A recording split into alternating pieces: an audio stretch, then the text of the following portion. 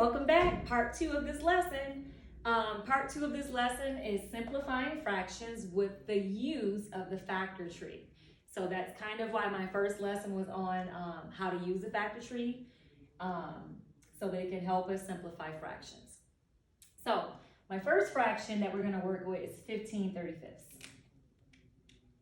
My goal when I'm simplifying fractions is to find a number that both my numerator and my denominator have in common that I can divide by to get a more simplified or reduced fraction. So what I'm going to do is take both 15 and 35 and write them over here where it says factor tree so that I can factor them completely out and find the greatest number that 15 and 35 have in common that I can come back over and divide by. So first I'm going to factor out the number 15. What two numbers can I multiply together to get 15? 5 and 3. 5 times 3. I can't factor 5 and 3 out any further, so that number is factored. For 35, two numbers, 7 times 5.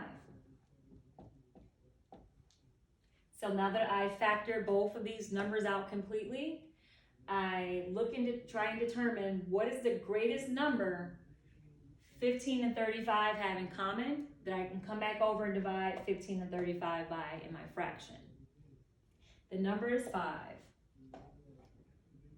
So I'm going to come back to my fraction and I'm going to divide both my numerator and my denominator by 5 in order for me to get my simplified or reduced fraction. So 15 divided by 5 is 3. 35 divided by 5 is 7. So my simplified fraction is now 3/7. So we're going to do one more just to make sure that everyone is in paradise and that no one is lost on a deserted island.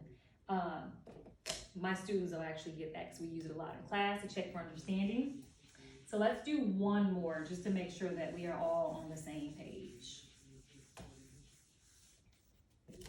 Let's take the fraction 12/36. I'm going to again take 12 and 36 and I'm going to factor it out using my factor tree over here. I'm going to factor out 12 by coming up with two numbers I can multiply together to get 12. And that number is 6 times 2. And then I'm going to factor out 6 further because it can be factored out further.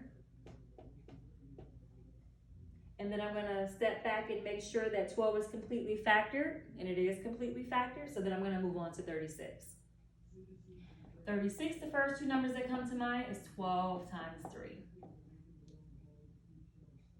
And then I'm going to factor out 12 further, 6 times 2. And then I'm going to factor out 6 further, 3 times 2.